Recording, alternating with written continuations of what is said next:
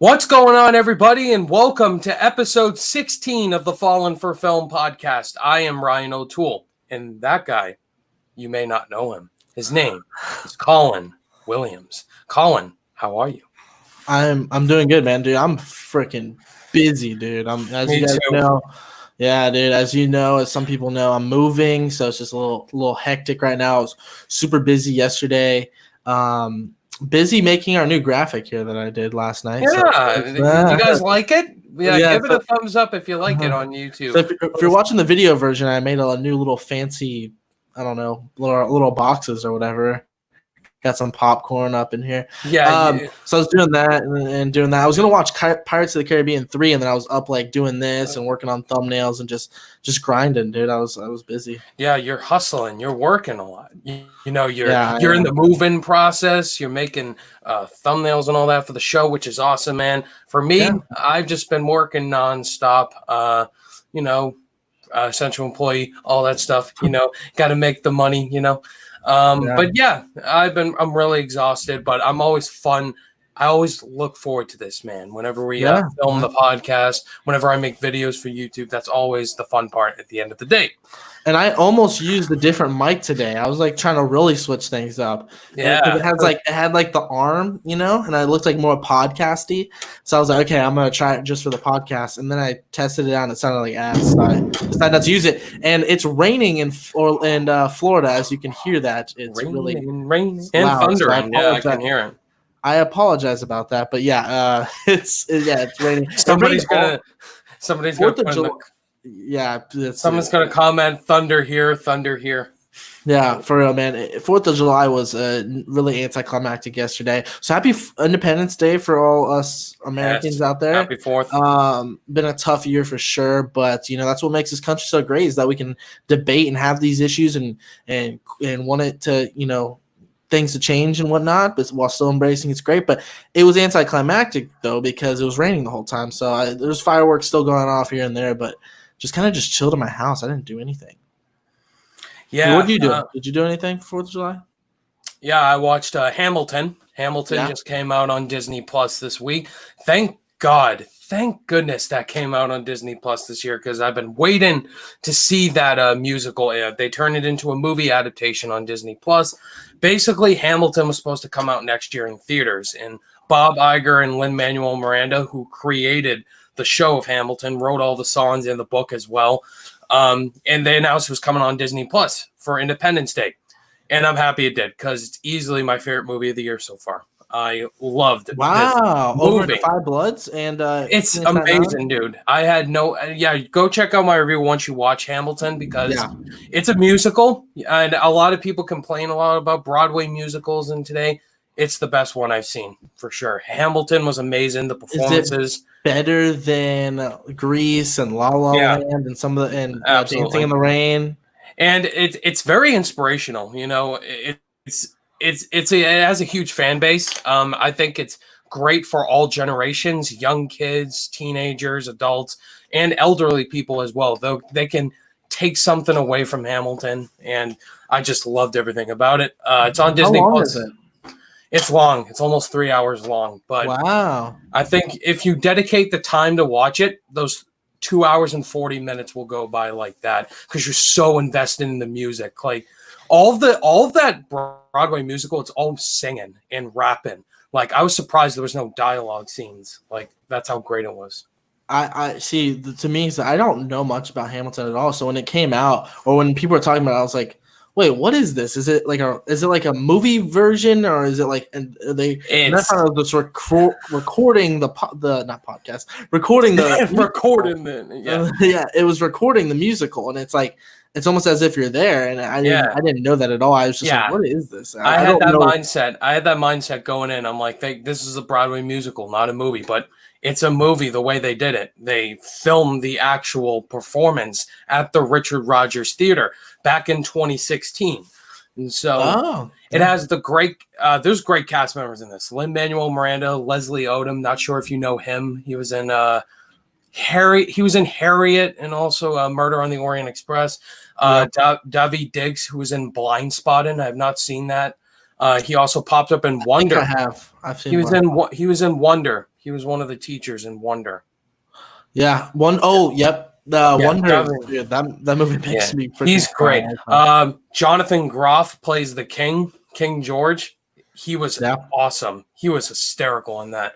The cast is great all around. I think the songs is what's going to make people love this. I'm pumped, dude. Now you're getting me excited. Like I was kind of like almost on the fence, but yeah, my mom I don't want to go in overhyped. Everyone was praising this movie like the next amazing thing, kind of like an Inception for Broadway musicals or Whiplash, but it lived up to the hype. I loved everything about it, and I also watched Jaws as well for 4th of July. I did a review on it. Yeah, I have. So did you. Jaws, it's a classic. It's one of my favorite Spielberg movies. Like, what else do you need to hear me say? That's like one of the staple 4th of July movies you got to watch every 4th of July. Yeah, because I just finished watching all the Harry Potter movies. I have a ranking on my channel. I just saw that. Me and Chris from Filmstock, who we had on as a guest last week, we did it as companion videos. So we just kind of did it together. The very beginning of the video, I won't spoil what it is. His least favorite Harry Potter movie is my favorite. So we had. Don't spoil the pick because I think you know what it is. But yeah, it's my favorite, and it was funny. And what's funny about my ranking is my favorite Harry Potter movie isn't like definitive at all. Like I could rewatch all the movies and just change it completely. Like one day it could be Goblet of Fire or Prisoner of Azkaban, but for what it is now, it just kind of blew me away then. But it was kind of funny. I'll just leave it at this because I won't spoil it. When I first did my first watch of the Harry Potter films, the one that I have as my number one now, before it was one of my more forgettable ones. I was like, that's kind of forgettable, and I didn't remember much about it. And I don't know what it was this time, but I was blown away by this spring stuff. But been watching that. Then I finished Pirates of the Caribbean, Dead Man's Chest. No, Dead Man's Chest. Second one. Yeah. That's the one I've definitely seen the most because I don't remember a whole lot about these movies. And the second one I was like, oh, okay, I remember actually a decent bit about this.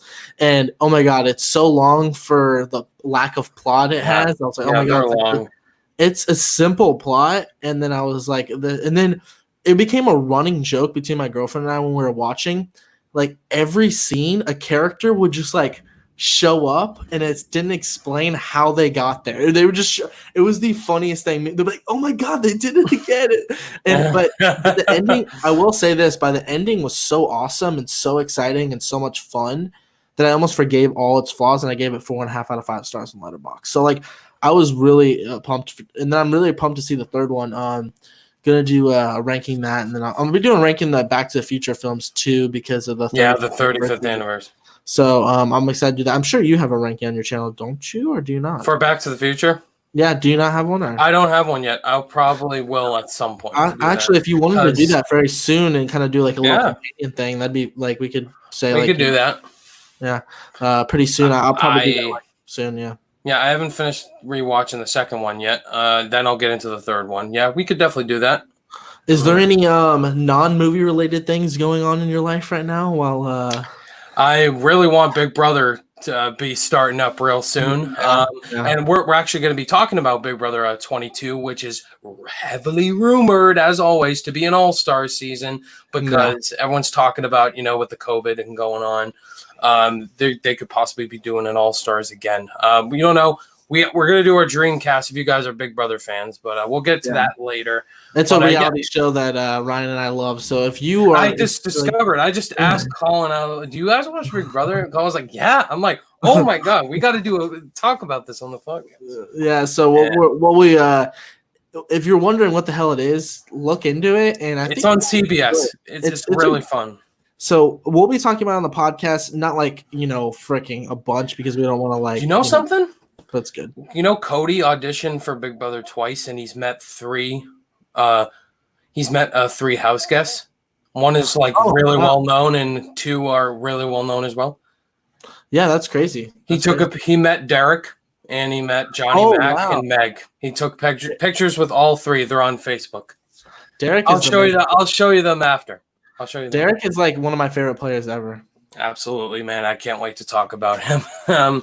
Anyway, guys, so I had just been watching a lot of movies recently. I got to watch the Pirates movies too, like revisit that whole entire franchise. The Harry Potter movies, like I have plenty of time to watch all these movies too because of what's going on. So there's really no excuse. There is no excuse we should be getting right now. But I revisited Back to the Future recently. I know you did too, so that's fresh in my mind. I mean, that ranking was kind of always pretty solid. I think my ranking is kind of the more typical one, so I'm not. Dude, I plan on doing that in like 5 minutes. It's not going to be a long review at all, or like a long ranking. And yeah, man, I'm just trying to. I've just been exploring. I've just been exploring a lot of like performance-based type of movies. Like I've been examining more of like Oscar-type films. There Will Be Blood. There Will Be Blood. Yeah, I just revisited that. I think that movie's excellent. I don't care what people say. Daniel Day-Lewis, he just wants his milkshake. Where's my goddamn milkshake? And Paul Dano too. He's just so great in that as Eli, and There Will Be Blood is great. But yeah, I'm looking forward to talking about this movie news today, Colin. There's not much, but some surprising ones like I did not expect coming. But this sounds cool. There's not a lot, but it's some kind of big stuff. Not big, but interesting. Some stuff I want to talk about. Sometimes interesting stuff. Yeah. Yeah, and also another bright spot. This is definitely not a lot to talk about today, so it'll be a shorter episode as usual. We'll talk about and breeze and talk about our thoughts on each of this. But before we get into all this, guys, if you're our fans of the podcast, welcome. And if you're new to the podcast, the Fallen for Phone podcast, we do have other podcast platforms. We have Spotify, iTunes, and Google Play. Please leave us a rating and a review over on iTunes. We've gotten some reviews and some ratings. Thank you guys for doing all that. Spreading love for the podcast, sharing it with your friends, your family, and all that. It means the world. Gets the word out there. Yeah, we got two more. We got 2 more reviews on iTunes. I saw this weekend or last weekend. Yes, we did. Do you want to? Actually, no. I'll shout those people out later. But thank you guys so much for leaving reviews and ratings over there. So, if you want to go follow us on different podcast platforms, if you don't have the time, if you're at work or something, you can go follow us over there.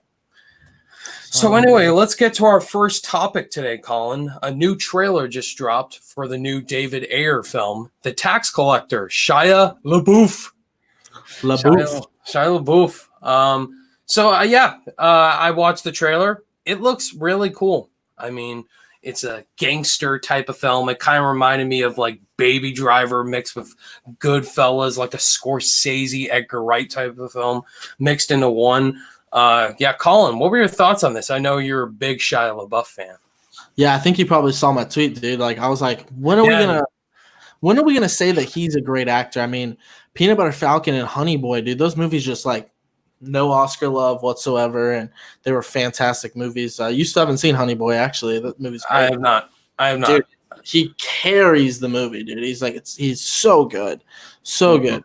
And I dug it, dude. I dug it. I actually, when I sent that tweet out, I didn't even watch the full trailer. I just straight up said it. Like, I didn't even have any, I knew he looked good in it. And I had the exact same impression. I kind of thought, like, kind of Martin Scorsese gangster vibe with, like, an Edgar Wright flair. Who is directing this movie? Oh, David Ayer. Yeah, David Ayer. I just Suicide Squad. Suicide Squad. Bright. Also, people say it's Bright too. It looks like Bright. He did Fury too, which is freaking excellent. And Fury, yes, and that was him and Shia LaBeouf's first collaboration. Yeah, I forgot about that. Shia LaBeouf and Brad Pitt, Logan Lerman. I forgot to put that as a underrated choice. I love Fury. I saw that back in the theater in 2014, and I'm like, nobody's talking about this movie. It's so. I remember one time I wanted to get a haircut, and if you see by my hair, the top of it is always longer than the sides. I usually shave the sides and trim up the top. Yeah. And I went to a place I'd never been to before, and I'm like, yeah, I want you to kind of like shave up the sides and trim up the top. And he's like, okay. And then he's like, so are you thinking like Brad Pitt and Fury? Can you make me Brad Pitt? Yeah. And I kind of was like, at the time I was kind of like, I'd seen the movie, but I was like, just kind of blanking. I was just having a brain fart, and I was like, oh, whoa, no, I don't want it that bald on the side. I just want it like, shaved to the sides, but still hair there. Yeah, people crap on David Ayer now these days. Oh, just because he did Suicide Squad, and that's not his fault. They only gave him 6 weeks to write the screenplay, for Christ's sakes. Go watch End of Watch. Go watch Bright. Go watch all the movies we said. Fury. I mean, David Ayer is a great action director. And the action in this movie definitely feels like that gangster crime films, like we said, with Scorsese, Edgar Wright, into one. This looks exciting. It's coming out August 7th. A few days before is it going in theaters? Or it's supposed to be a theatrical release from the last I saw. It's going. Release it to Netflix. Yeah, it feels like it would be a really epic VOD movie. I say that by a compliment too. Yeah, I think it's gonna. Yeah, I think it's going straight to VOD. That's what I think. It looks dope, dude. It's right now. It's my most anticipated, one of my most anticipated movies. Not like next to Tenet, but it's up there though. I think Tenet's getting delayed again. We'll see. We'll see with cases going up. Those theaters going to open right in July. Probably I don't think I'm going back to work, dude. I think I'm online teaching again this beginning of the year. Oh yeah, that's right. Shout out to you, teachers. This movie looks exciting. I need more David Ayer because I think he's a great director, and this looks promising. So anyway, there's a lot of drama going on right now. More Justice League drama. Ray Fisher plays Cyborg. He talked about Joss. He's barely in it. Yeah. Well, he'll probably be in it more in the Snyder Cut. But anyway, I was just making jokes. Ray Fisher, Cyborg, made some comments about Joss Whedon on set. Said he was very unprofessional, completely abusive, and just unacceptable all the way around. The treatment of all the stars, basically. He also said he was enabled in many ways. So Ray Fisher spoke out about Joss Whedon. You could totally tell why, because of the finished product, and Snyder's vision just wasn't reached. So your thoughts on this overall, Colin, hearing these words from Ray Fisher, and is this interesting to you? Or not surprised? It's definitely interesting. I'm not picking sides yet because it's just one of those things. You just hear one side of the story. I have no idea what kind of guy Ray Fisher is. From all I know, he's either the sweetest guy in the world or he's a piece of garbage. I don't know who this guy is. I don't really know much about him. So except for Justice League, yeah, it's literally except for Justice League. So I don't see why he would lie. I really don't. So my first instinct is to believe him. But then, we have had Joss Whedon work on 2 Avengers movies, and for all we know all the casts have nothing but good things to say about him, and the relationship with Kevin Feige seemed to be okay, and that whole relation. I think Justice League was just such a weird project where he's coming in after kind of a really unfortunate situation with Zack Snyder. They're kind of a 2-hour mandate, wanting him to go in a completely different direction. He's having to rewrite stuff and reshoot different things, have a completely different vision from what Zack Snyder's one. So it's just kind of it was a difficult situation. So maybe he wasn't acting in normal character. He's not usually acting in bad taste. So maybe he just saw a different version of Joss Whedon than most people are used to. No doubt, I'm not going to say I don't believe Ray Fisher, but I think there's 2 sides to every story. So I'm not going to exactly. Right away, let's just take this one man's word for it and let's cancel Joss Whedon. Joss Whedon, nothing to say. He should never direct a movie ever again. I have beef with Joss Whedon. I have beef, I tell you. It's just boom. So I mean, like I said, I have no idea who I know who he is, but I have no idea what kind of man he is. So I can't just be like, he could be the biggest liar in the entire world, or he could be the most humble and good-hearted guy I've ever heard. So there's no reason why we shouldn't believe him. So right now, I'm just gonna say I don't have any thoughts, and I'm probably never gonna have thoughts because there's never. Because who cares? Not necessarily who cares, but you're right about that. It's how can we prove this? How can we prove what he's saying is true? Where's the facts? Where's the evidence? Just like the his word. Elgort stuff. Yeah, it's just his word against Joss Whedon's. And if there's any sort of proof, then I'll care. But I feel bad for the guy if that's how he truly feels, and we'll take his. Everyone has an opinion. Yeah, everyone has an opinion if that's how he truly feels, and I'll take that into consideration. But I'm not just going to outright believe it. And for right now, I'm going to give him the benefit of the doubt. But at the same time, I also am giving Joss Whedon the benefit of the doubt because I think the situation he was in directing Justice League was, let's just say, unique. So, yeah. So the Joss Whedon cut was heavily criticized and all that. The actors, I'm pretty sure all the actors, not just Ray Fisher, had issues with Joss Whedon stepping in, Zack Snyder, what he was going through with his daughter and all that. And it was just a very, thrown into the last minute situation for Joss Whedon, trying to finish Zack Snyder's vision as best as he could. And for hearing Ray Fisher, he's only known for being in 8 episodes of True Detective. I just looked it up. I haven't seen True Detective, but yeah, he's fine as he has potential as Cyborg. I'm looking forward to the Snyder cut and him possibly taking the lead role, supposedly, because he was supposed to be like the lead role in Snyder's cut. And I don't know anything about the Warner Brothers behind the scenes. We don't know. We don't know what Joss Whedon was like on set. We just hear from different actors. And yeah, you need facts, and you want to hear facts, not just like theories or opinions. And yeah, everybody's entitled to their own opinions. Everybody may have a different opinion compared to others about certain directors, how they are on set. And I don't know. It's way different than the Josh Trank stuff because they brought in facts like he was abusive, drunk on set in Fant 4-stick. And for here, it's just like, okay, everybody has something to say. Yeah, Joss Whedon should be given the benefit of the doubt. He was just given the opportunity, to finish the Justice League as best as he could because of his experience with the Avengers movies he's done. And yeah, they're both. Yeah, either or, pick either sides. But I don't really care, to be honest. I need to see Ray Fisher in more stuff.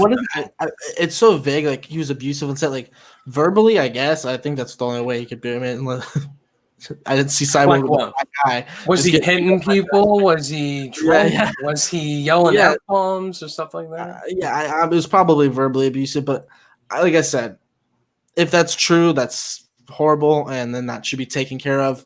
But I really can't say, and I just can't say much on it because, like I said, it's one side of the story. But yeah, I'm taking both into consideration. Like I think, for what I know, what Joss Whedon did with Marvel, they had a pretty decent time. I don't hear any controversy there. So clearly, it could have just been kind of just personalities not meshed together. Now, do I doubt that? Am I saying? Do I kind of believe that maybe he was a little bit more of an asshole on set this time around? I would say, yeah. Like I said, because I think the situation was different with Warner Brothers and kind of being put into a difficult situation and stuff and kind of conflicting visions. So I could see, I get what he's saying. But I don't know if I'm fully gonna get canceled Joss Whedon just yet. Yeah, and usually in this time of age, we tend to shut people down if you don't know the actual true story behind it. So, yeah, overall, this whole shenanigans, it's conversations we have nowadays of directors being a little bit too abusive. But, yeah, I need more information for me to have an opinion on it. But this is something that's going on, and, yeah, everybody's been talking about it. So, Indeed. This is interesting news right here. Let's just get right into it. Aquaman, Jason Momoa, has been cast as Frosty the Snowman in a live-action adaptation for Warner Brothers. Is it Warner Brothers? I don't know what it is. Warner Brothers. I'll look it up later. But they're making a Frosty the Snowman live-action adaptation. And John Berg and Geoff Johns will produce the movie. So. Yeah, I didn't believe this for a second. I had to look it up. And apparently it is. Jason Momoa signed a deal to play Frosty the Snowman. This is weird. This is July. Yeah, this is awkward casting to me. Yeah, Colin? I need you to do me a favor. I need you to get in a plane, go to Florida, and pitch. I think I'm drinking. Because this is... This is the. As soon as discussing film, we did this. I'm baffled. This is maybe the dumbest thing I've ever heard. Who was asking for this?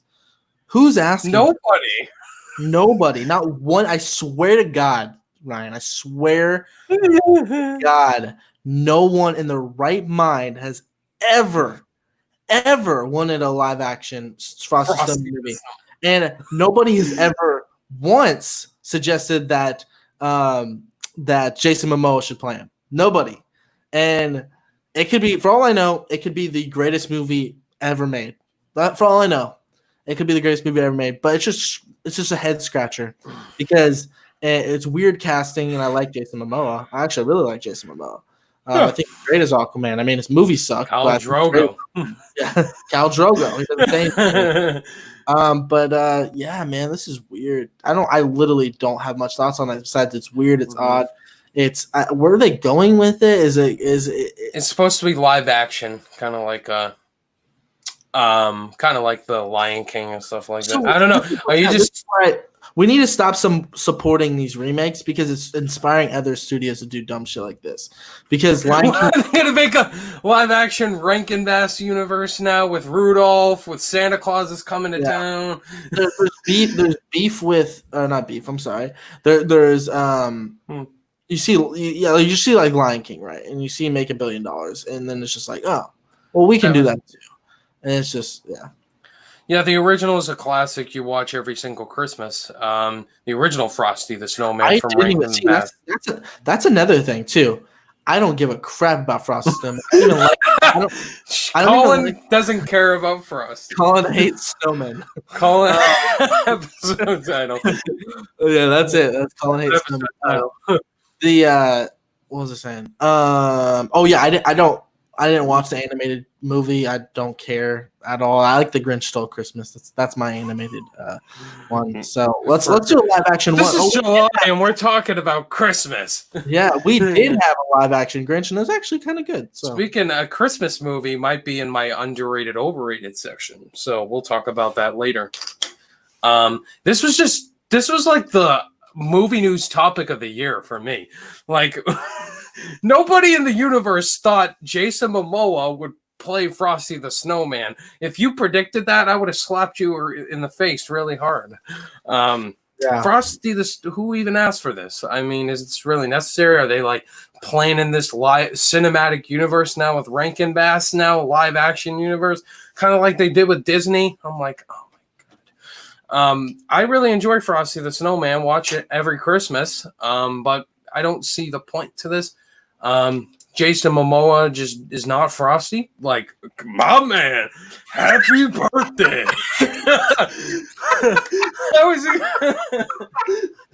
gonna say happy birthday. Happy birthday, my man. My man. Santa's coming to town. I'm gonna melt by morning. Oh my god, dude! This is so stupid. This is dumb. Yeah, I don't have much thoughts on it, but this is going to be awesomely bad. I don't want to say it's bad going in just because of the casting. Maybe it could be one of the best movies of the year, like you said, when it does happen. This just made me laugh. Just all around made me laugh. Yeah, it's really really silly news and. Odd casting. I wonder. Okay, I don't know what studio's making this, but who was the guy that was like Jason Momoa? That's our Frosty. Yeah, the CEO of Warner Brothers. We're gonna make a Frosty the Snowman movie, okay? And possibly make a Rankin Bass universe. Let's get that Aquaman guy. What's his name? Jason Momoa. Oh, Cal, the Game of Thrones sexy guy in the first season. Yeah, let's get him to play Frosty. Yeah, very, very bad idea. And that will. It could come out, Ryan, and it could be the greatest thing since sliced bread. I have no idea. Jason Momoa, he's really popular. All right, we're gonna make $1 billion off this thing. Let's make it. Yeah.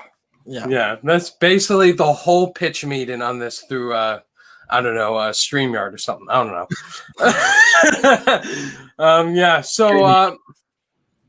I was just blown away by this piece of news right here. This is just more mind blowing. So anyway, this is actually some really good news right here, and actually perfect casting all around. Zachary Levi has been cast as Kurt Warner. You may know, quarterback for the St. Louis Rams and Arizona Cardinals as well. Arizona Cardinals, yep, Super Bowl. When the Patriots play them and beat them. He's been cast as Kurt Warner in American Underdog, the Kurt Warner story. I couldn't picture a better casting. I mean, you look at Zachary Levi and Kurt Warner, they look similar. So, and Zachary Levi, I mean, what can you go wrong about the guy? I think it's great casting. Yeah, I think I don't know if you sent me it or I sent you it or whatever. But I did. We both agreed it was perfect casting. Has got the look, but then, dude, first of all, watch the show Chuck. Chuck. So freaking good. It's like perfect. If you love movies, you're a nerd of movies, and it's so good. He's so fantastic. He was perfect for Shazam. I'm not all in on the movie like everybody else, but he was perfect to play like just a man-child, and I love him so much. Big remake. Yeah, big remake. Fantastic. But yeah, he's got the look. And then if you've not met Kurt Warner, but if you've seen him, he does announcing for football, the football games and stuff, and he does some like commentating and whatnot. And he's got like a really cool personality to him, upbeat guy, super motivate, just motivates people and stuff. And I think Zachary Levi is perfect for that role. And if you're not familiar with Kurt Warner's story, but he started off as an undrafted player, and he went and played arena football, which is like a football league where it's like 50 yards and it's inside and you can tackle each other, and there's basically no defense that goes. You can tackle each other like over the ledge and stuff, and there's basically no defense that anybody really plays. It's just like, it's just like basically like extreme football, basically. Like it takes it up to a max, and that's how he got really good at it. And St. Louis ended up calling him and took them to a Super Bowl. He did lose, but then he went to Arizona and took them to a Super Bowl as well. So he's taken two different teams to a Super Bowl. That's extremely impressive. And you lost. You lost to the GOAT, but yeah. And that one with Arizona, they got kind of not robbed because it was kind of fair and square, but it was more like he was so close, and he was so close against New England too. I think that was New England's first Super Bowl. Actually, that was kind of the beginning of the end. Actually, and Tom Brady, yeah, he started. So if you're a football fan, you guys are kind of aware of this. But if you're not, this is awesome casting. Kurt Warner is a huge inspiration, and it's called the Underdog story, and it's perfect because he was an underdog. No one. I don't even know what college he went to. Like I don't. I'm like kind of muddied at like waters on there. I don't even know completely his backstory, but he went to NFL and just completely made a splash, and is one of the greatest of all time, in my opinion. Great guy, great personality. He's awesome on ESPN and Northern Iowa. Yeah, exactly. He went to like a small school too. Not even a D1 school. I believe Northern Iowa is one, I think now. Maybe back in the day. Maybe not at the time, but it is now, I think, because I remember Florida State played them in a bowl game one time. So. Yeah, I agree. Zachary Levi, just great casting.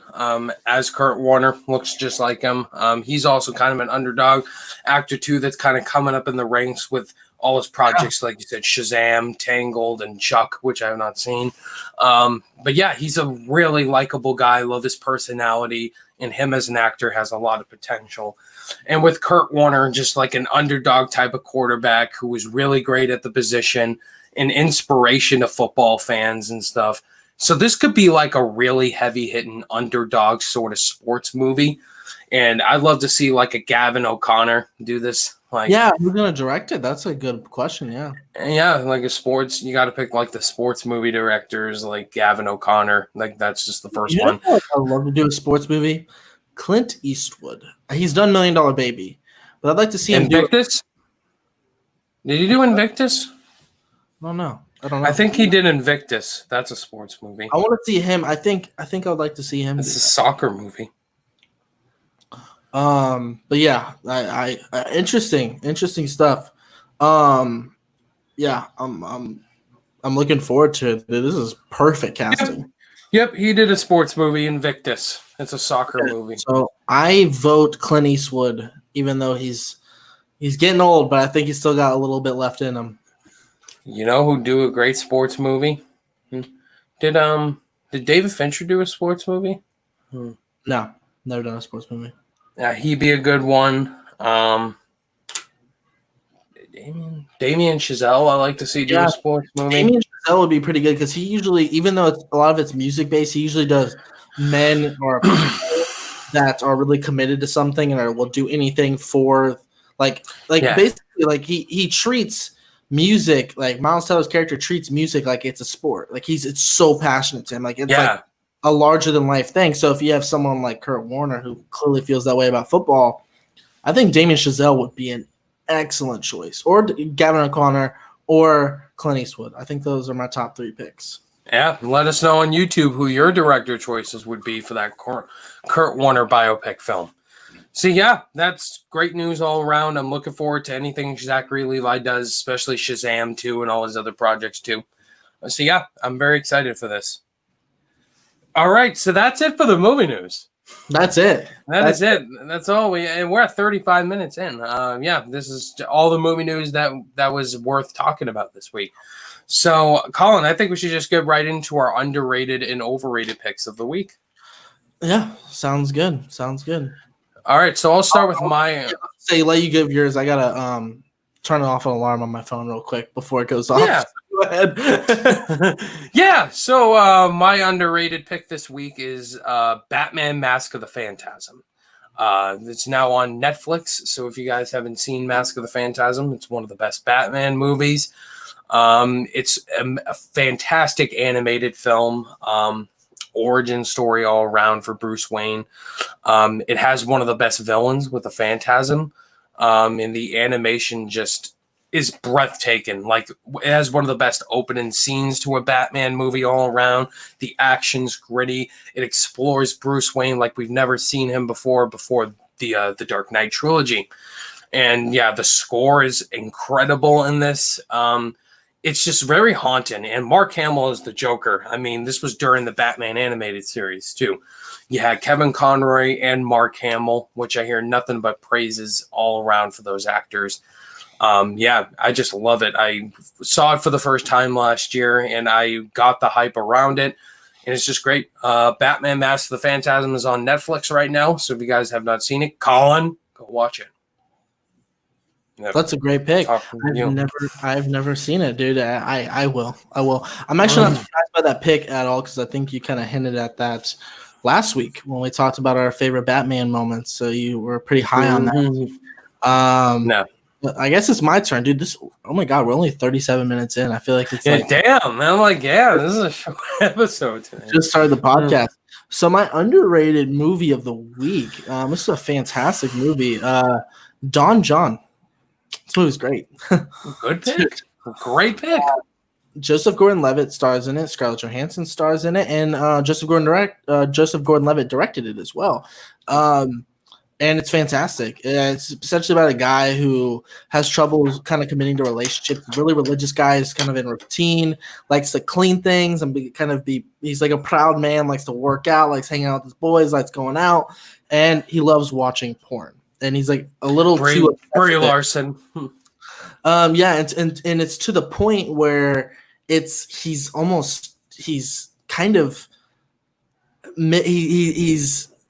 afraid of reality almost with his obsession with it. He's afraid of a real relationship because of the fantasy that porn brings out in people, I guess. And who plays his dad in the movie? He's great.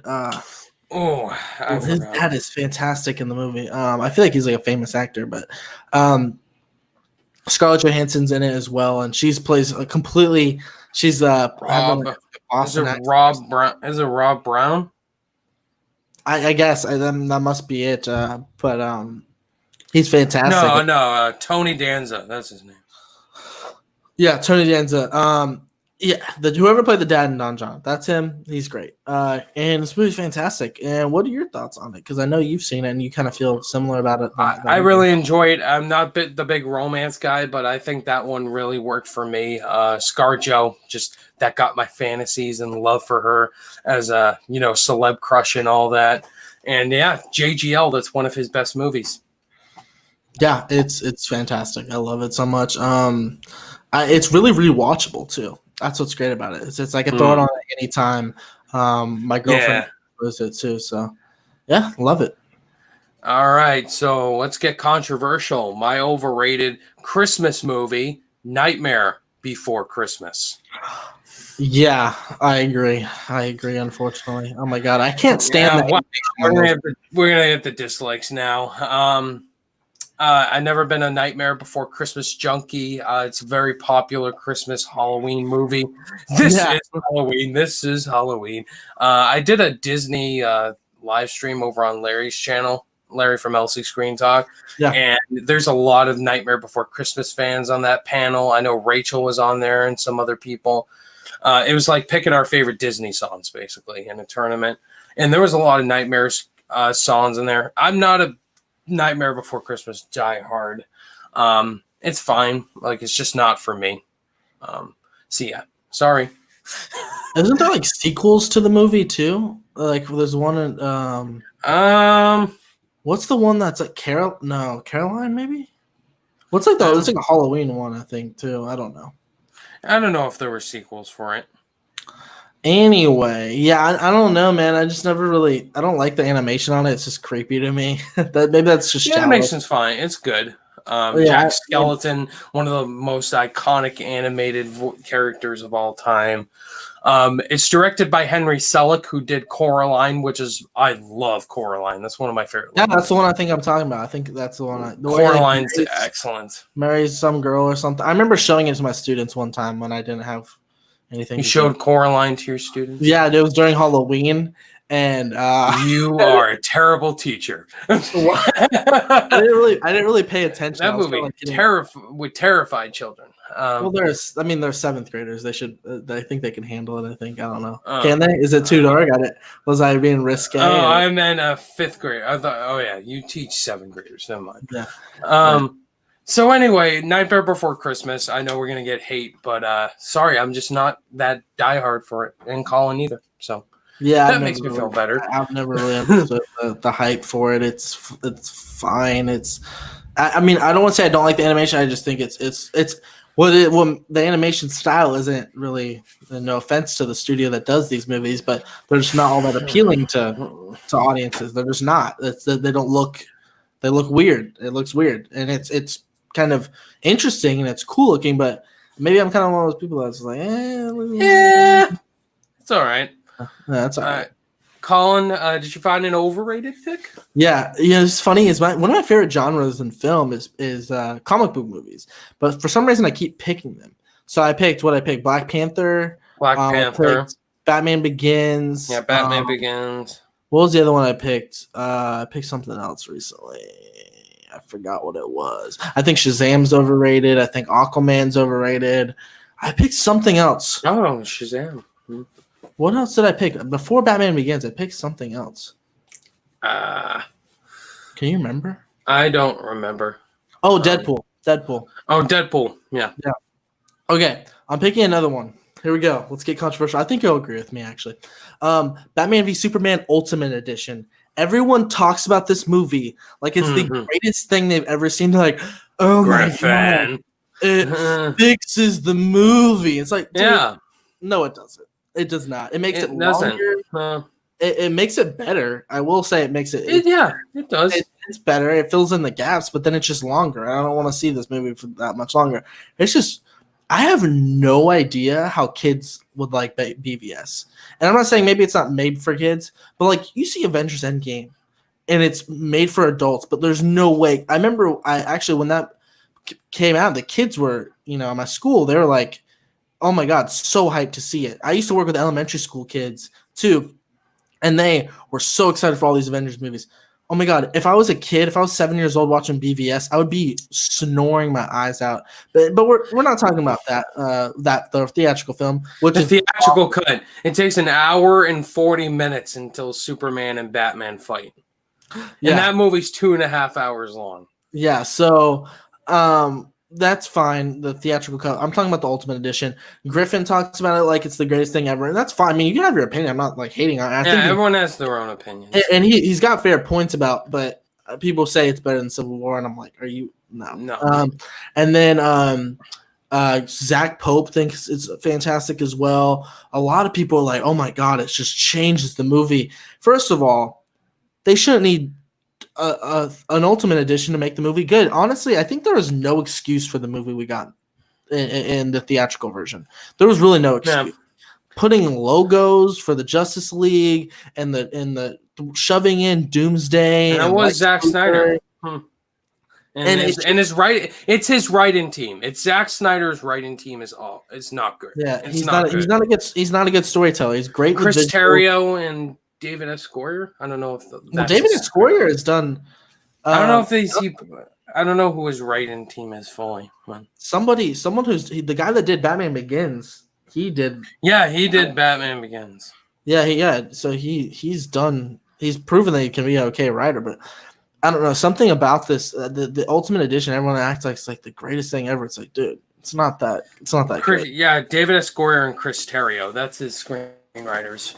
I just don't know. Like, people are just like, oh, it's so deep. It's so much deeper than Civil War. Just as deep as The Dark Knight. Oh my god, it's like this character study. It's like, dude, it's so boring. It makes Superman interesting. I'm sorry, but it loses, and this is what happened in the theatrical cut. Obviously, it loses all credibility with the Martha scene. I'm sorry, the Martha scene and should have been taken out. I'm sorry. I don't like to do this, but I laughed so many times while I was watching BVS because of how bad it was.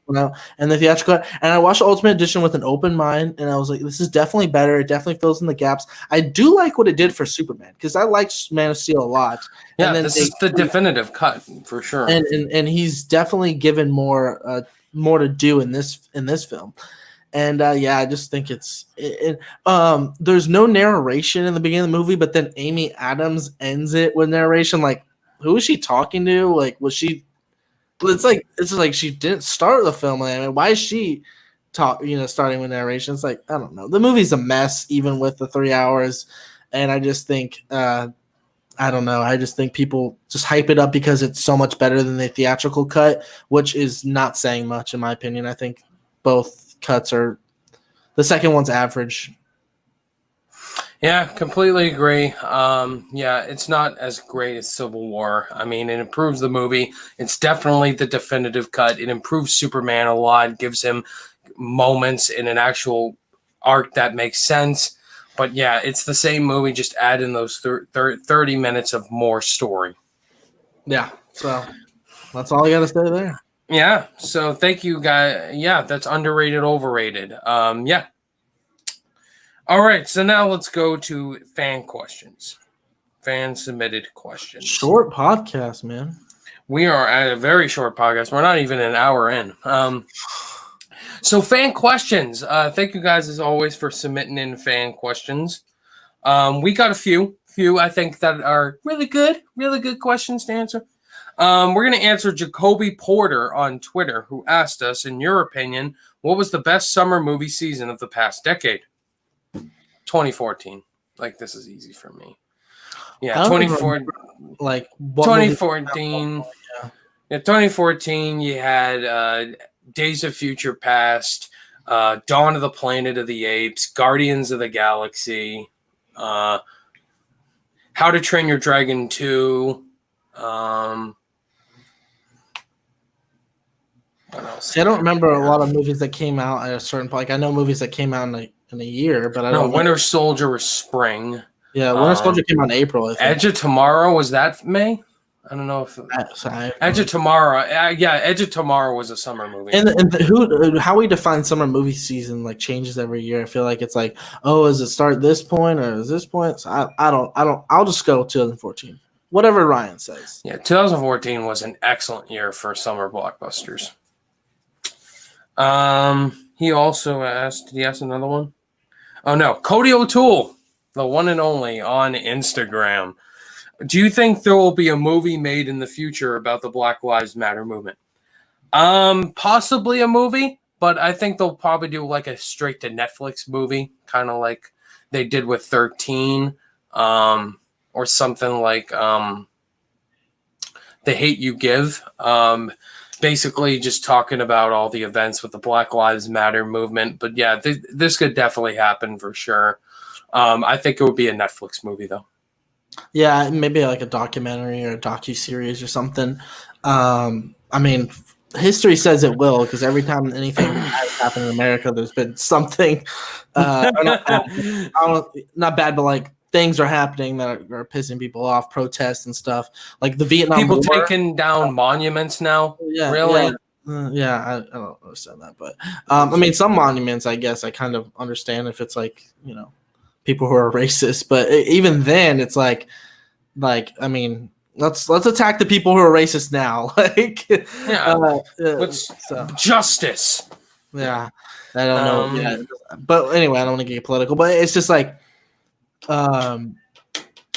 anytime there's been any like political movement, like Vietnam War was a big one, Iraq War, people didn't agree with what happened there. So there's always been some sort of entertainment we can consume with that. There's always been like a documentary or something we can watch about that era. Yeah, definitely. They could do something in that era, like a documentary. Like even Forrest Gump has some kind of about like the Vietnam War a little bit, and kind of how he was called a baby killer and stuff, but he was just doing his, his duty and Vietnam. And he, so that even had some messages about the Vietnam War and stuff. Yeah. Thank you for the question, Cody. Zachers04 also on Instagram. What was your best? This is perfect for Colin because he's a teacher. What was your best and worst subject in school? Best for me, definitely band, high school band. Besides that, the main ones. English. I was really good in English. Worst, the cliches, math. Math was a bitch. Another one, history. I struggle really hard with history class in high school. Yeah. So that would probably be my two. History for bad, and not history for my worst. English would be my strength. Yeah, English obviously for me. English and history, I was really good in history. I actually, in certain aspects, I enjoyed history more because there's a lot of discussion that you can have with it, a lot of like political debates you can have with other students, some interesting ones. And actually, the guy that made me kind of want to be a teacher was he was my global studies teacher, so he wasn't even an English teacher. Actually, math I wasn't great in, but like if it was like I didn't really care about math, but I was decent at it. Science, I can't stand science. Oh my god, I was so Breaking bored. Bad. Did you take chemistry? Breaking Bad. Okay, so I took biology in 9th grade, chemistry in 10th, physics in 11th, and then in 12th grade I didn't have to, because in my county that I grew up in, you could either take 3 sciences or and 4 histories, or 4 sciences and 3 histories. So like your senior year, you could pick. I obviously picked history. So I remember in physics, I signed up for an honor. Okay, this is a funny story actually. So me and my girlfriend didn't have lunch. I met my girlfriend in 11th grade. We didn't have lunch together. And if I had a certain class, I could have the same lunch with her. So I switched into honors physics to be with my girlfriend at lunch. And I failed miserably at that class. I had to switch out, go back to regular. And it was like in a class I could still have lunch with her. I moved into a different period, and I was not doing great at all. And I had to go back to regular because I was struggling so badly. And then I want to say chemistry. I think I failed the second semester. I had to retake it. So even though like people think, oh, you teach, so you must be so smart in school. Like, dude, I struggled in science so poorly. I had to take an online class over the summer. In 10th grade. I mean, in 9th and 10th grade, I didn't care about school really. And then 11th and 12th, I did. For testing for science, you have to pass the have you heard of MCAS, or is that a Massachusetts thing? That's good. I'm guessing it's Massachusetts. Literally says M. Yeah. We have FSA, Florida Standardized Assessment. Yeah, this is Massachusetts. MCAS, I had to pass the biology MCAS, and I failed 4 times. Yeah. Oh, so you have to pass that to graduate. I'm gonna wrap myself out here because, like, what are they gonna do? On my biology EOC, that's what they call end of course exam. I cheated and I sat next to a really smart girl in biology class, and I passed the biology EOC in 9th grade. So shout out to whoever I sat next to. I cheated the whole thing. So Yeah, for some reason I nailed the math MCAS. So yeah, this is gonna become a shock to some people. Like, oh, you're a teacher and you like were cheating and you failed. Colin cheated. Yeah, so, Colin's a cheater. Colin failed science class. Episode titles, more episode titles. So yeah, that's interesting. That's a great question. Somebody, you can also ask us, guys. You know, it doesn't have to be movie related. You can ask us anything like sports, music, school, random things, food, whatever. We love food. I love food. I have to remind people of that. You don't have to ask just movie questions. And our last question, he has a couple questions. AJ Ford on YouTube community. What's the hardest you laughed in a movie, both intentional and unintentional?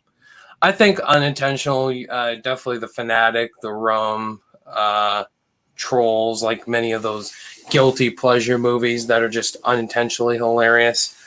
Intentional, Deadpool was one I laughed hysterically at in the theaters. I laughed so much in Thor Ragnarok in the theaters. Thor Ragnarok. I didn't see Superbad or some of these other movies. Endgame, Ant-Man 1, Guardians 1, not as much Volume 2. I was really disappointed. Many of the MCU movies. Yeah, I'm trying to think of full comedy. A movie I like. I've said I like this movie multiple times. Oh, The Nice Guys. The movie I like, obviously Superbad, School of Rock. Some of the other comedies I've seen, like Election, but I didn't see those in theaters. But the ones I've seen in theaters, the one that I really enjoyed. First of all, both the Jump Street movies, I was hysterical. Oh yeah. In 22 Jump Street, I remember I saw that with my friends. That scene where he's doing the slam poetry, Jonah Hill. Oh my god, dude! Yeah, man. You're dead. And Ice Cube as well. When he finds out Jonah Hill slept with his daughter in the dinner, the restaurant scene. I watched. What was it? What was he saying to that one waiter guy? I want some steak or something like that. I want some. I love how the first one he's like eating a sandwich that y'all motherfuckers throwing a party. It's so good. And then but I want to say this one. Mike and Dave Need Wedding Dates. I died laughing in that movie. I really enjoyed that comedy. I know a lot of people hate that movie, but I don't know what it was if I was just in a good mood that day, but I saw it and I was hysterically laughing. No. You didn't like it? No. I only saw it once back in 2016. I wasn't a fan. I loved it. Anyway, his last question is, what are some of your favorite bands / musicians?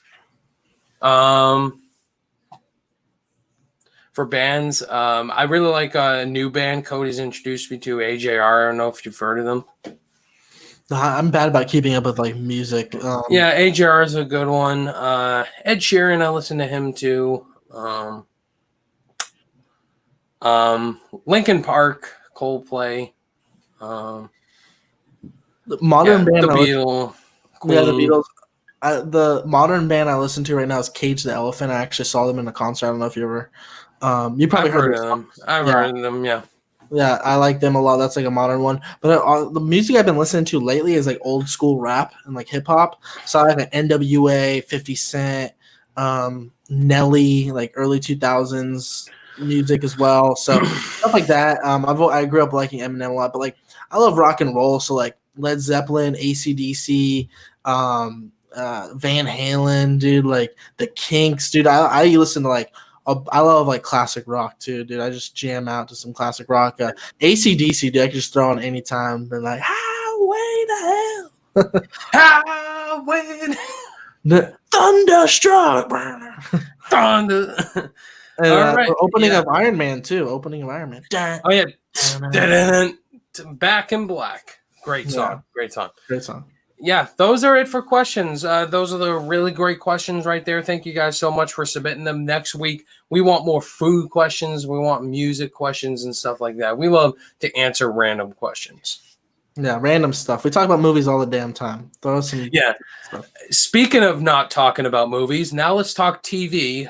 We were talking about Big Brother earlier, about this upcoming season, possibly heavily rumored to be an all-star season. They rumor every single year to be an all-star season, and it's never happened.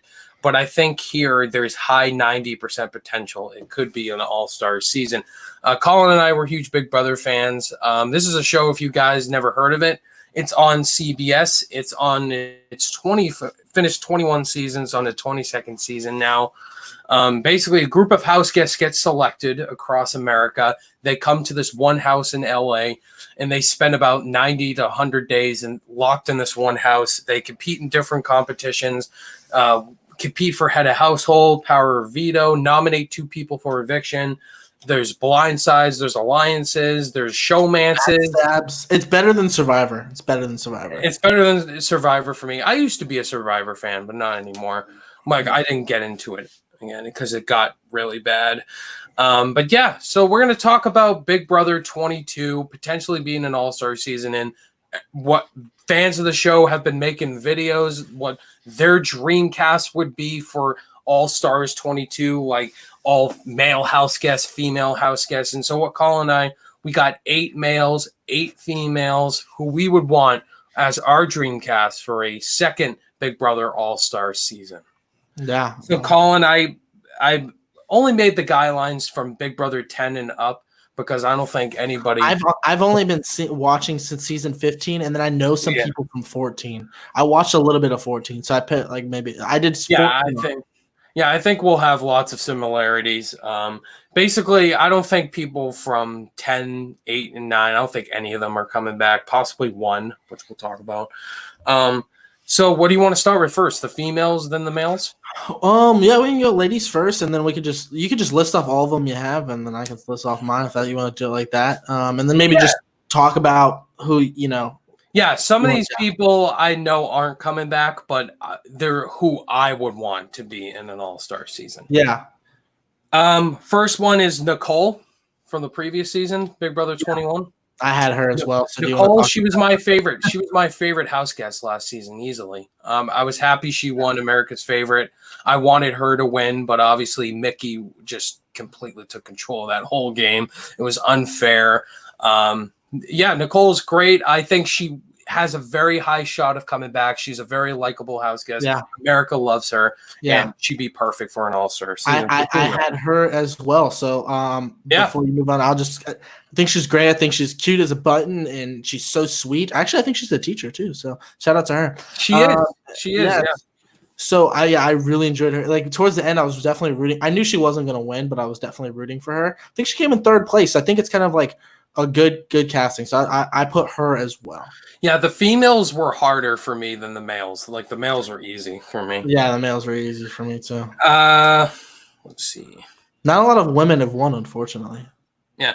Next, I have Brittany from Big Brother 12 and 14. I didn't watch that. Yeah. I love Brittany. She's a very likable presence. I loved her in 12. Unfortunately, she lost to the Brigade Alliance with Hayden, Enzo, and Lane. She got blindsided by them, and I think she won America's Favorite that season. I'm not sure, but she was a really likable player. She came back in the coaches season for 14.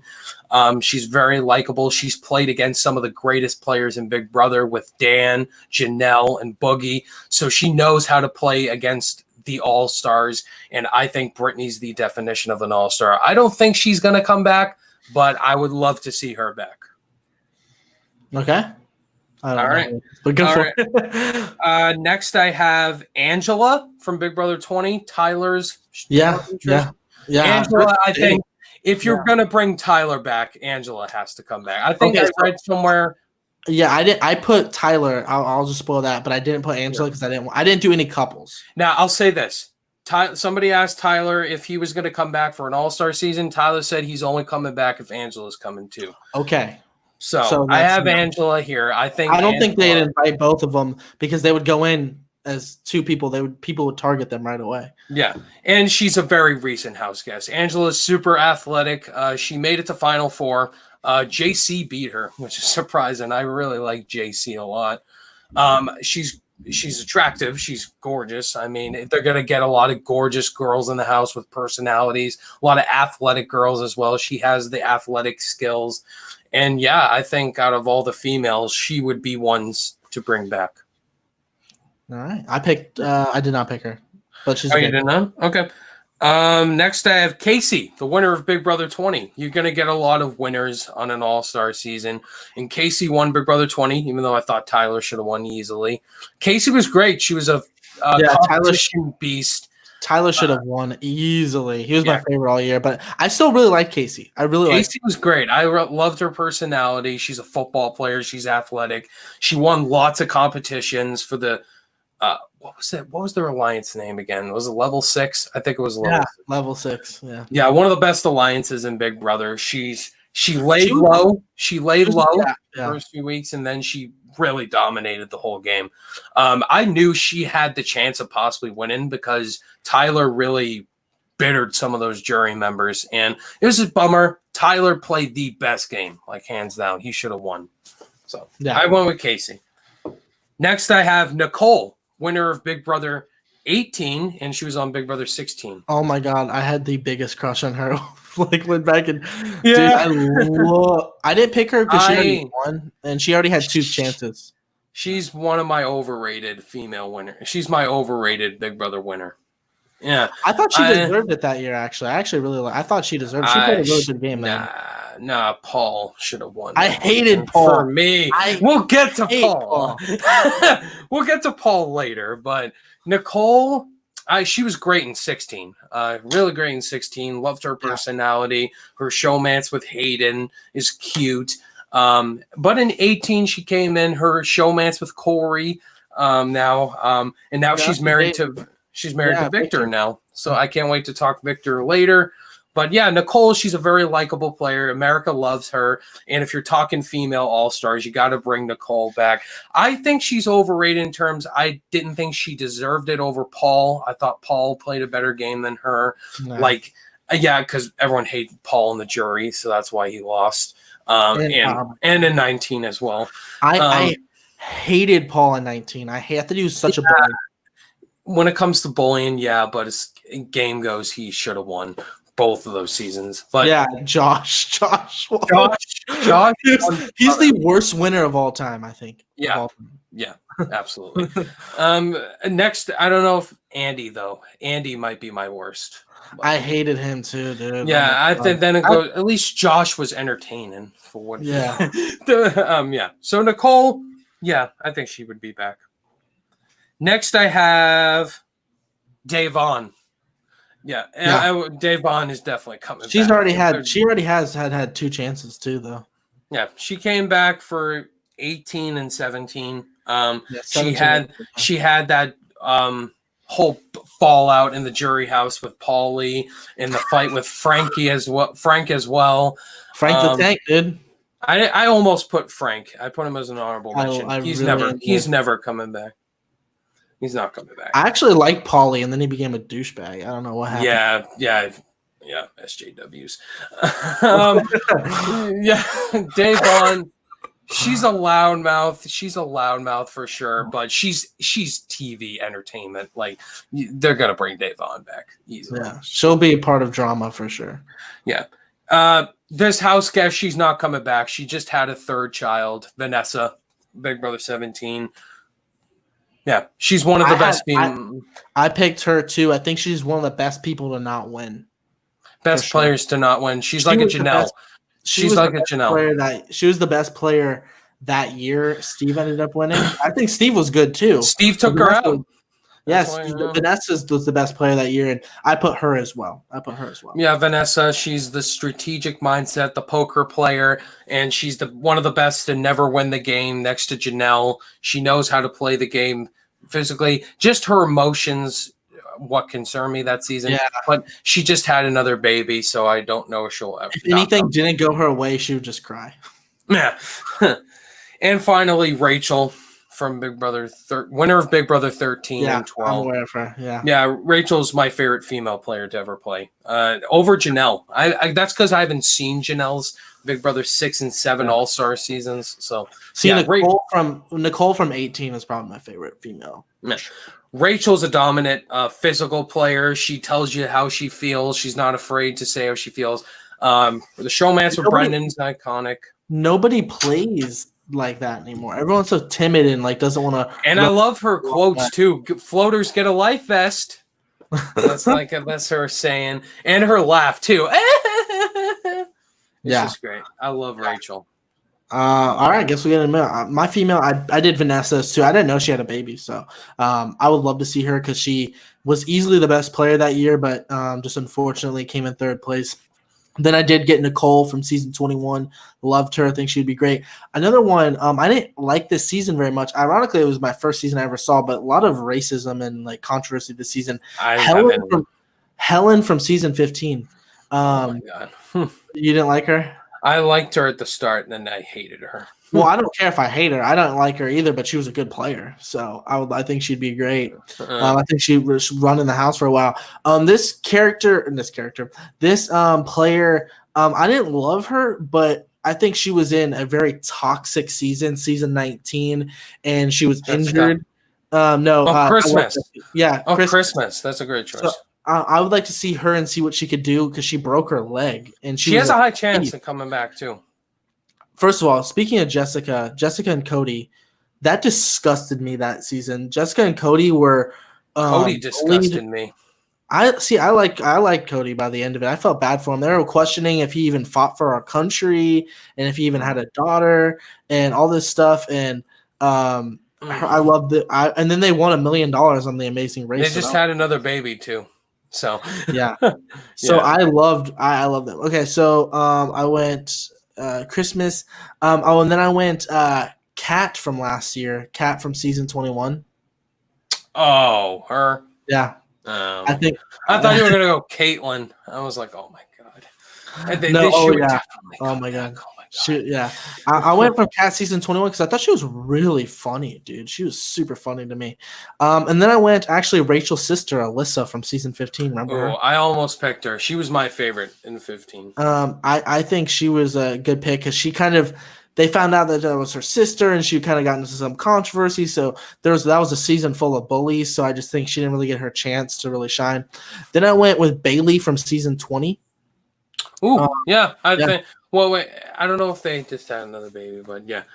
Bailey, that's a good choice. She had that fight with Tyler, but they were kind of close, and she bit her lips. She's dating she was dating Swaggy. She's married to Swaggy now. Yeah, he proposed to her. That was super weird. Engagement. They're engaged right now. I don't know if they got married yet at her wedding. Yeah, and then I went Danielle from season 14. I really like Danielle. Ooh, yeah, she got effed up. She got finessed. She got effed up by the goat, bro. Yeah.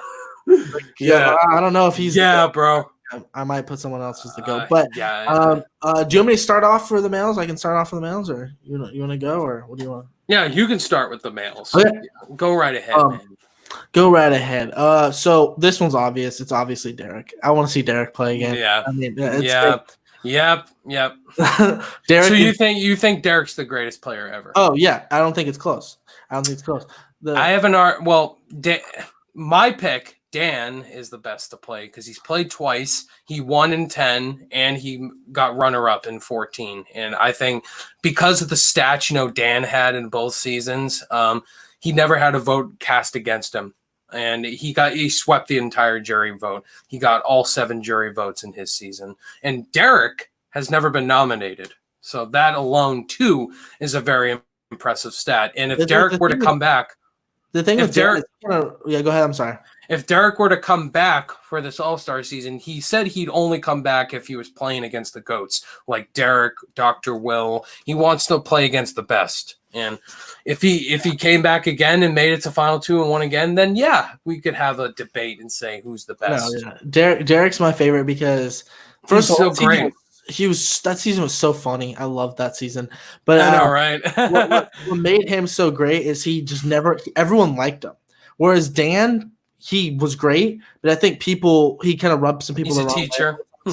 Yeah, I think he rubbed people the wrong way a couple times, but Derek, everyone loved. Okay, so I went Derek, and then I went Tyler. Tyler should have won season 20. Yeah. He should have won. And then I went Austin from season 17, that magician looking guy. Oh, no. Yeah. Oh, no. Hell no. I don't love him, but I think he'd be as a good all-star. I don't have to like these people, is what I'm trying to say. No. And then I went my favorite player in season 15, McCray. I liked him a lot. Oh, my God.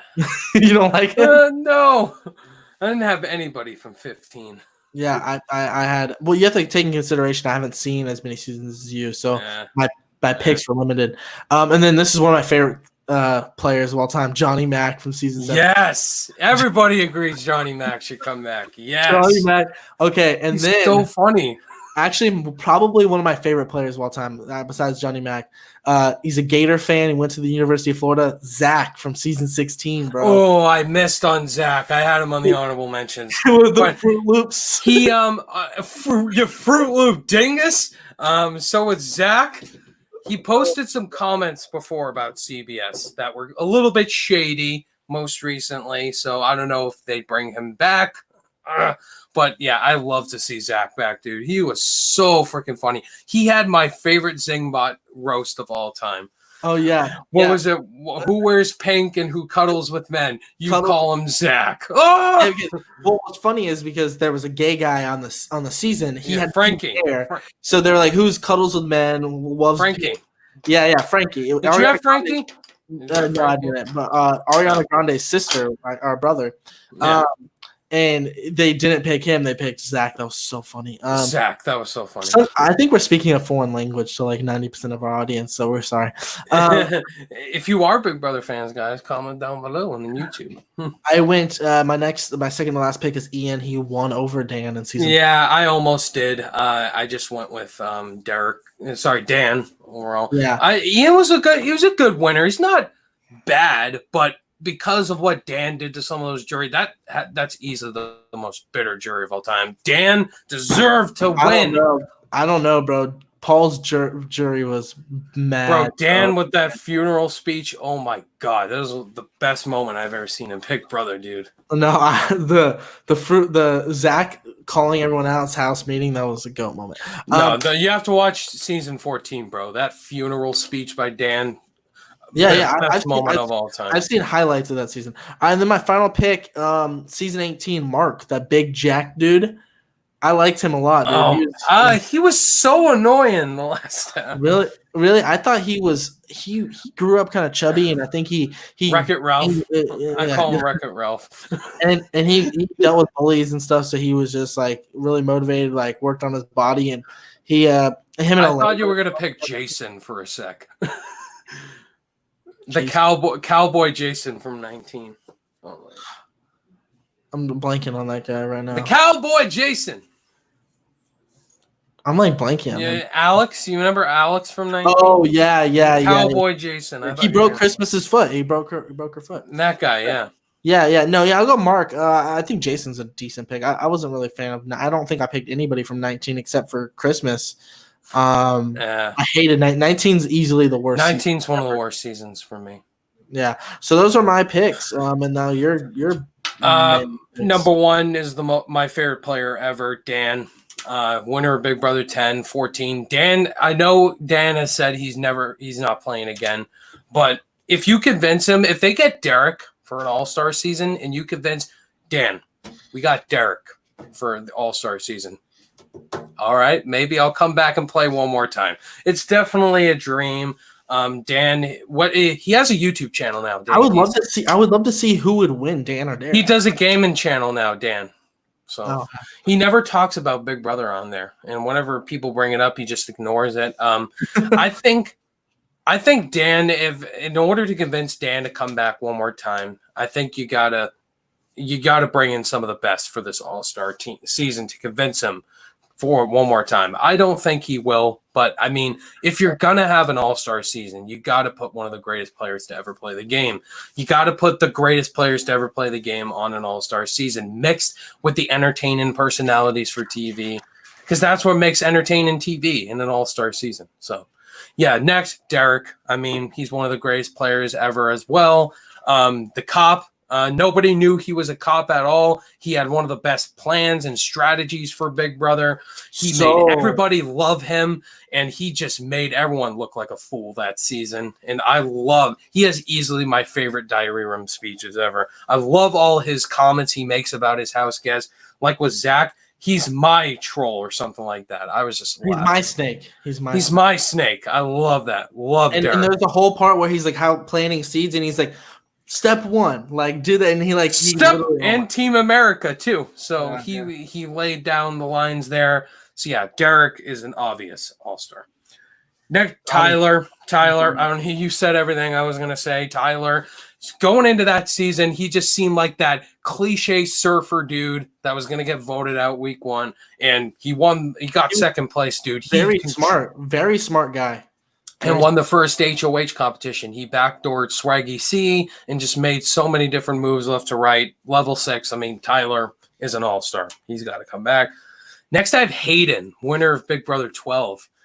You didn't watch this season. Hayden, he's a very underrated winner. I'd like to see him come back for an all-star season. He created the Brigade Alliance, one of the best alliances to play Big Brother. And he was a competition beast. He had a showman's. He won the first HOH, made himself look like the biggest target, and he still won the game. I mean, he was very likable. He's just very underrated to me. I think Hayden should come back for an all-star season. Next, I have Paul. I did not want to put Paul, but it's an all-star season. I think you got to put Paul in here just because of the games he's played. He's my least favorite player ever. Yeah, just like you said, even though you hate him, like you can't lie. I mean, the stats speak for themselves. Both of his seasons, he got runner-up both seasons. Remember when he realized that he was going to lose the second time? He was like, not again. He's like, not again. He was wearing the same outfit too, actually. Yeah, it was very controversial. Yeah, exactly. That's why he lost. But yeah, he has a great social game, great physical game combined into one. He's entertaining TV. So he's mean, very mean. He's a bully. Yeah. Next, I have Victor, Big Brother 18. Nicole's husband. Victor came back in the game 3 times, and he was one of the most dominant physical players that never won the game, who I felt deserved to win that whole entire season. I love Victor. I love him as a player. I think he's also very underrated. And if Nicole were to come back for an all-star season, then Victor would as well, because he deserves it. Next, we both had Johnny Mac. I mean, you got to have Johnny Mac. The dentist, man. He is the funniest house guest I've seen. Great character. Johnny Mac, he's funny. He's so likable. And he's great at competitions, too. And the veto, he's won veto competitions left to right, taking himself off. He's just great. Did you have Donnie on your list? Donnie is a good one. Yeah, Donnie's my last one. Okay. If you were to have an old, lovable character, you got. Yeah, we don't have many old guys. That's true. You don't have many old guys. Out of all the old guys most recently, Donnie, I think, would be the one to come back. I mean, he's lovable. He's the groundskeeper. Part of Team America with Dan and Frankie. He did not vote for Derek. Did I say Dan? Derek. Yeah, he didn't vote for Derek to win. But yeah, that was weird. He voted for Cody. He actually promised Cody he would vote for him to win. So that's why. I didn't put Cody either. I think Cody's a great runner-up. I just think Cody was a great player, but unfortunately, and you know what's funny is he won the last HOH. He could have sent his ass home, and he would have easily won. He was loyalty. That was his downfall. I mean, yeah. If he would have screwed over Derek, we would have had another Vanessa. Like another great player come in third place. Yeah, I don't know why he took Derek at the end. I mean, if he could have won easily with Victoria, but yeah, Donnie is an obvious one for me. What were they called? Hey there. Yeah. The Hitman Alliance. Yeah, the Hitman Alliance. Great. Sorry, guys, we just spoke a foreign language to you. If you've never heard of Big Brother, you definitely should check it out. It's a lot of fun TV. Yeah, we'll keep it the Big Brother talk to a minimum, but we're sorry, but we need to talk about it a little bit, at least a little bit. Absolutely. I don't know when it's starting though. All right, guys. Very short episode today, Colin. We're already at the movie quote of the week. So I think we should just get right into it. What's your movie quote? Okay, so I recently rewatched this movie. Love it. I know you love it. I know it's your brother's favorite movie of all time. It's from The Sandlot, and it's when Wendy Peppercorn is like putting on lotion, and they're like, she don't know what she's doing and stuff. And then Benny the Jet Rodriguez is like, yeah, she does. She knows exactly what she's doing. It's such a good quote, bro. Yeah, she does. She don't know what she's doing. Yeah, she don't know what she's. Yeah, she does. She knows exactly. She knows exactly what she's doing. Wendy Peppercorn, bro. She was my freaking crush. Wendy Peppercorn, bro. Wendy Peppercorn, bro. That's so iconic. Oh my god! And then he kisses, like, it's a magic moment. Magic moment. That song playing, dude, is such a good movie, bro. You guys got to see The Sandlot if you haven't yet. Oh, everyone's seen The Sandlot except for freaking Chris. Chris from Film Stock, Chris. Watch the freaking. Just kidding. I love you. I love you. I love you. So my quote is a very quick one from Jaws. You're gonna need a bigger boat. Oh yeah, that's like one of the greatest quotes of all time. Yeah, greatest quotes of all time. So, anyway, guys, hour and 24 minutes. That's our shortest episode. I don't know. Yeah. I think one of our hour and 27 is the shortest I've seen before. One of our shortest. I'll have to go look back. But anyway, that does it for episode 16, guys. Thank you guys so much for watching. Look forward to next week's episode. We're definitely going to have a guest on, either Kristen Maldonado, Zach Pope.